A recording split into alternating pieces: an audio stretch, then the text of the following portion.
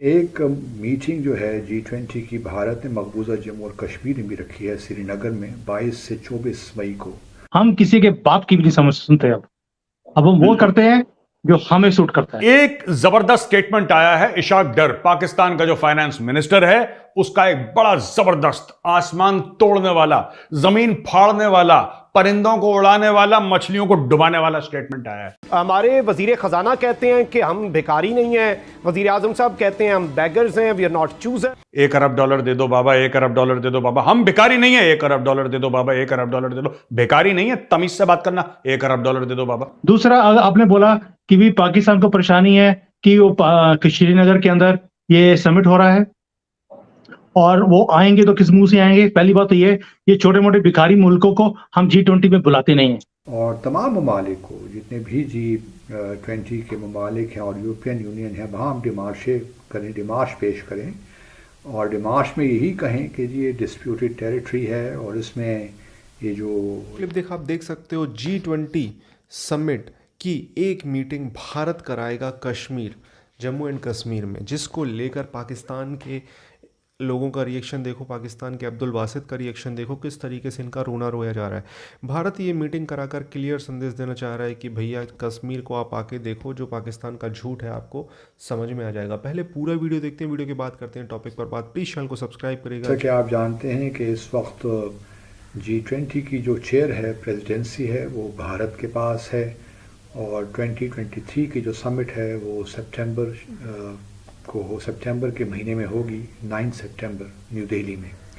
उससे पहले बहुत सी मीटिंग्स हो रही हैं, फॉरेन मिनिस्टर्स की मीटिंग हाल ही में हुई और उसके अलावा जूनियर वर्किंग लेवल पे भी बहुत सी मीटिंग्स हो रही हैं पूरे भारत में।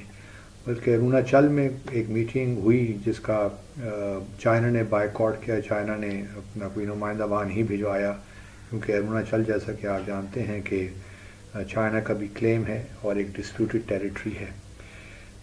इसी तरह एक मीटिंग जो है G20 की भारत ने मकबूजा जम्मू और कश्मीर में भी रखी है श्रीनगर में 22 से 24 मई को। और ये जो मीटिंग है ये टूरिज़म के हवाले से है। अब ऑब्वियसली भारत का ये ऑब्जेक्टिव रहा है कि जो मकबूजा जम्मू और कश्मीर है उसमें जो उसका ऑक्यूपेशन है उसको किसी तरीके से लेजिटिमाइज़ किया जाए और उसको यूँ बताया जाए कि वो तो इंटेग्रल पार्ट है भारत का। असल जो मामला है, जहाँ डिस्प्यूट है, वो आज़ाद जम्मू और कश्मीर, जिसको वो पाकिस्तान ऑक्यूपाइड कश्मीर कहते हैं, और गिलगित बल्तिस्तान है, या फिर चाइना के पास कुछ इलाके हैं साइचिन वगैरह के, वो सारे डिस्प्यूटेड एरियाज़ हैं।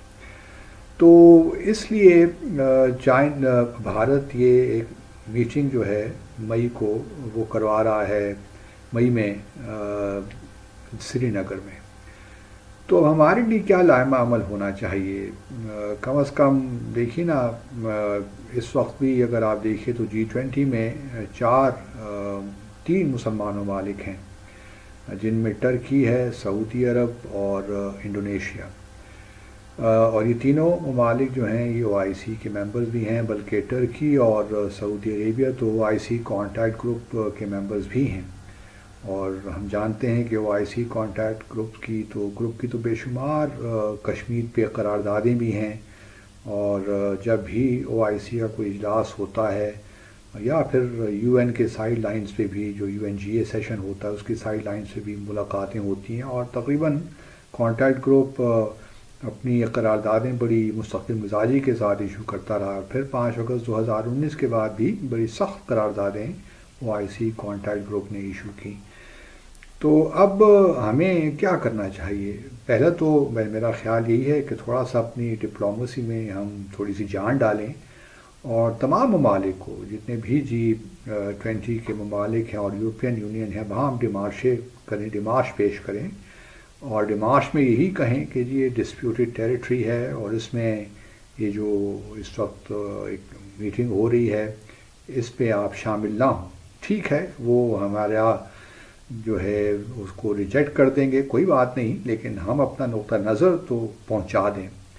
लेकिन हमें इन 4 ममालिक के साथ कम अज़ कम मिलकर काम करना चाहिए। उसमें चाइना भी शामिल है, चाइना और फिर ये 3 ममालिक तीन जो आईसी के ममालिक हैं, ये तो चाइना ने चूँकि अरुणाचल प्रदेश में जो हुई मीटिंग उसका बायकॉट किया, तो हम उम्मीद करते हैं कि कश्मीर में भी जो मीटिंग हो रही है टूरिज्म के हवाले। दूसरा, आपने बोला कि भी पाकिस्तान को परेशानी है कि वो कि श्रीनगर के अंदर ये समिट हो रहा है और वो आएंगे तो किस मुंह से आएंगे। पहली बात तो ये छोटे मोटे भिखारी मुल्कों को हम G20 में बुलाते नहीं है, ये आने वाले नहीं है, इनको बुलाया भी नहीं है, ये G20 के मेंबर भी नहीं है। और हमने अपने आजू बाजू के जितने कंट्रीज हैं उन सबको बुलाया है, बट हमारे लिए ऐसा हो गया है कि पाकिस्तान एग्जिस्ट ही नहीं करता। ठीक है, हमने अपने दिमाग से, मोदी जी ने अपने दिमाग से, जहन से इनको निकाल कर फेंक दिया कूड़े के डब्बे में। अब ये समझ लीजिए। अब आते हैं कश्मीर के ऊपर। कश्मीर में अगर ये समिट होता है, जो ये G20 का एक मास्टर स्ट्रोक है मोदी जी का, उसके अंदर सारी दुनिया के ऑब्जर्वर्स, फॉरेन मिनिस्टर्स हो गए या कोई भी मीटिंग्स होंगी, फॉरेन के डेलीगेट्स आएंगे।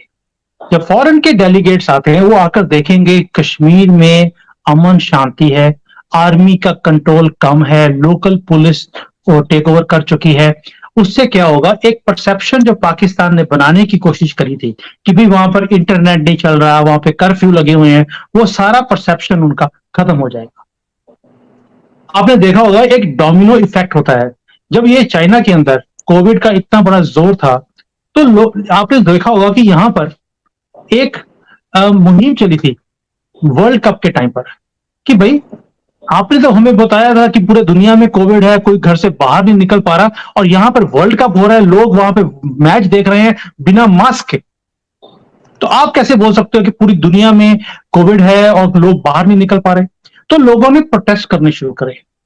वही चीज अब पाकिस्तान को सता रही है कि अगर G20 की मीटिंग्स वहां होती हैं, लोग वहां जाएंगे, वहां पर वो मीटिंग्स करेंगे, लोगों से मिलेंगे, घूमेंगे फिरेंगे, इंटरनेट यूज करेंगे, यूपीआई यूज करेंगे, कश्मीर में जाके हैंडीक्राफ्ट्स खरीदेंगे, तो पाकिस्तान का जो परसेप्शन है, जो उन्होंने चूरन बेचा हुआ है अपने लोगों को, वो तो खत्म, ढेर होके गिर जाएगा नीचे ताश के पत्ते की तरह। 70 साल की गेम एक दिन में ताश के पत्ते की तरह गिरेगी ये रोहित भाई। और इसी बात का डर है पाकिस्तान को। अब दोस्ती चाइना की, चाइना को दुख किस बात का? चाइना को दुख इस बात का कि पीओके अगर ये सब कुछ होगा तो दुनिया मान जाएगी कि दुनिया इसमें अमन शांति हो गई है। और अगर सारी दुनिया का सपोर्ट इंडिया को मिल जाता है, कल को जब पीओके के अंदर हमने घुसना ही है कि शारदा पीठ की जब रोड बन गई तो पीओके में घुस गए ना, और उसके बाद लेने का टाइम आ गया। जब पीओके को हम लेते हैं तो उसका जो सीपैक है, जो उसके अंदर से गुजर रहा है, उसको उस बात का डर है कि मेरे 25-26 बिलियन भी गए। पाकिस्तान ने जो खा लिए पैसे खा लिए, लेकिन सीपैक भी डूबता दिखता है, इसलिए वो सपोर्ट कर नहीं सकता। उसकी मजबूरी है, पाकिस्तान की मजबूरी भी है और चाइना की मजबूरी भी है, इसलिए दोनों को ढोल बजाते रहने दो। हमने जो करना था कर दिया, और अब G20 की मीटिंग होकर रहेगी। पाकिस्तान सोचकर भी उसमें दखल अंदाजी ना कर सकता है, ना प्रॉब्लम क्रिएट कर सकता है। प्रॉब्लम क्रिएट करेगा तो इंटरनेशनल मुद्दा बनेगा कि ये वहां पे आतंकवादी भेजते हैं। उसके बाद आप सैंक्शंस का जो जोर देखेंगे इनके ऊपर, वो आप अंदाजा भी लगा नहीं सकते, क्योंकि ये भारत आज का भारत है, मोदी जी का भारत है, ये हमारा भारत है, जिसमें हम किसी की ना सुनते हैं ना किसी को बर्दाश्त करते हैं।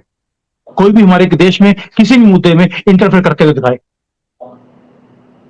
ये मनमोहन सिंह का टाइम नहीं है रोहित भाई, जब रिमोट कंट्रोल की सरकार चलती थी, और यही मनमोहन सिंह है जब 26/11 को मैं यहां पे था बाहर, और मैं कि खून खौलता है आज भी सोचकर।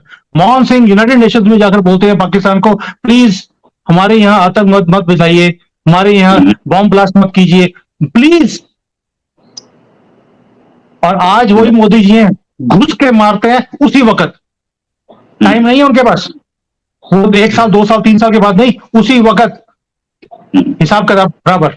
और ये तो दोस्तों आपने देखा वीडियो किस तरीके से एक्सप्लेन किया गया है। पाकिस्तान का प्रोपेगेंडा दुनिया भर में, मुस्लिम कंट्रीज़ में भी अगर थोड़ा बहुत डाउट है तो G20 में जो मुस्लिम बड़ी बड़ी कंट्रीज़ हैं और जो बड़े बड़े देश हैं, जहाँ पाकिस्तान अपने ये प्रोपेगेंडा फैलाता है कि ये भारत कर रहा है, वो कर रहा है, यहाँ पे ये कर दिया वो कर दिया, तो वो तो इस हिसाब से पूरी तरीके से फेल हो जाएगा, क्योंकि भारत G20 समिट की अगर एक भी मीटिंग कश्मीर में कराता है और उसके बाद उनकी कंट्री में जाकर वो प्रतिनिधि पाकिस्तान की क्या आवाज़ सुनेंगे।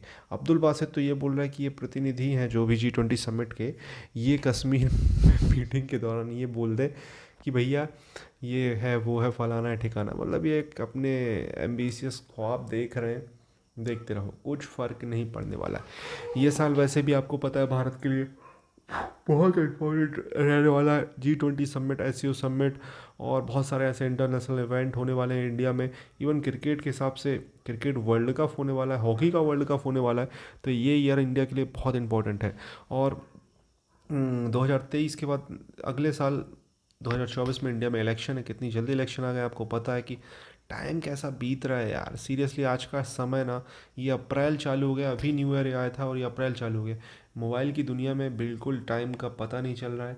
इस टॉपिक को भी आप बताइए कि ये समय इतना जल्दी कैसे गुजर रहा है, कितने जल्दी टाइम निकल रहा है, कुछ पता ही नहीं चल रहा है। इतनी भागदौड़ वाली ज़िंदगी हो चुकी है कि बस 4 महीने हो गए ये साल शुरू हुए और बस 4 महीने ख़त्म हो गए। तो दोस्तों, भारत को पाकिस्तान के साथ रिलेशनशिप अच्छे करने चाहिए, नहीं करने चाहिए। इमरान खान की गवर्नमेंट जो थी प्रीवियसली, उसने तो भारत के साथ रिलेशनशिप बद से बदतर करने में कोई प्रयास नहीं छोड़े, और अभी मुझे नहीं लगता कोई चांस है। आपको क्या कहना है, प्लीज़